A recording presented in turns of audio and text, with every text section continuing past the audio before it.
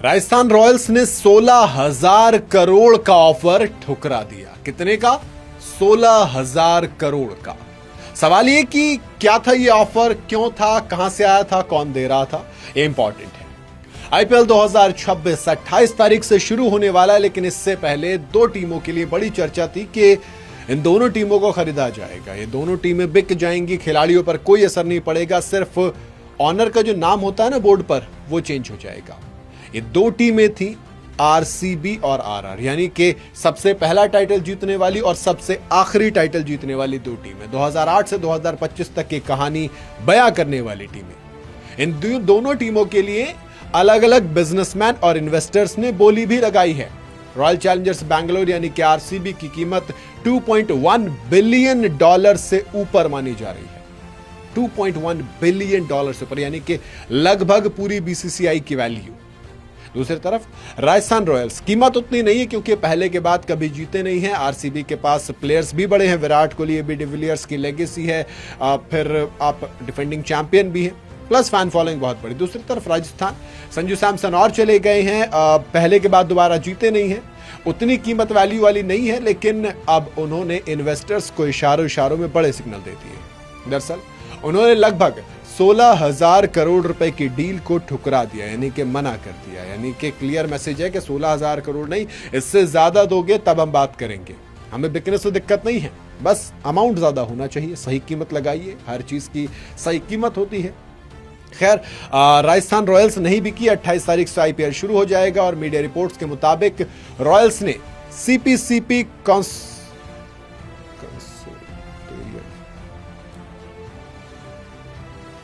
Media reports के मुताबिक Rajasthan Royals ने सीपीसीपी की $1.7 बिलियन यानी कि लगभग 16,000 करोड़ रुपए की डील को ठुकरा दिया है।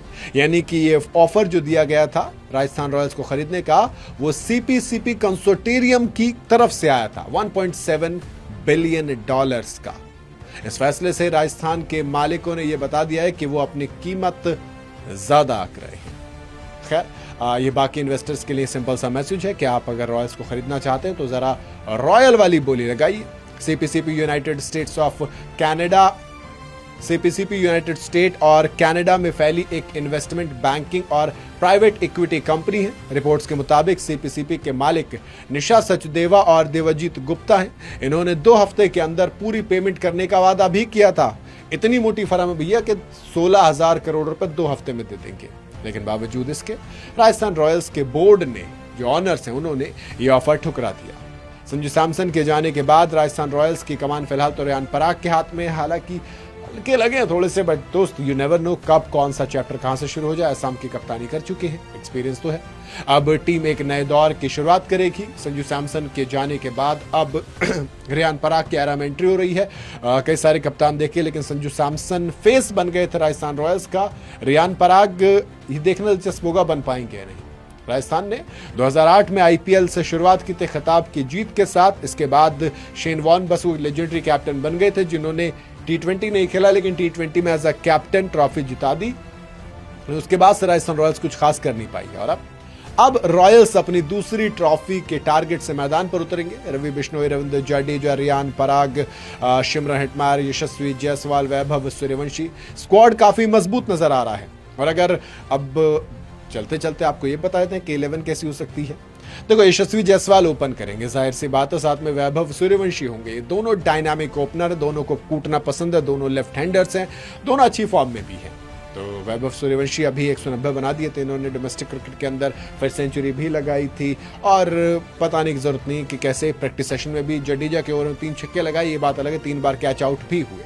खैर, नंबर 3 पर वेस्टइंडीज के ताबड़तोड़ हिटर शिमरन हेटमायर है। नंबर 4 पर रियान पराग होंगे, विद्रुव जुरेल विकेट कीपिंग की जिम्मेदारी संभालेंगे। नंबर 4 पर डेवन फरेरा, साउथ अफ्रीकन कमाल के हैं, डॉन ये भी आ जाएंगे मेरे हिसाब से। रविंद्र जडेजा भैया लेजेंड हैं, तो अब तो इधर आएंगे। पहला मैच सीएसके के अगेंस्ट है, खेलेंगे। फिर रवि बिश्नोई जिम्मेदारी संभालेंगे स्पिन की।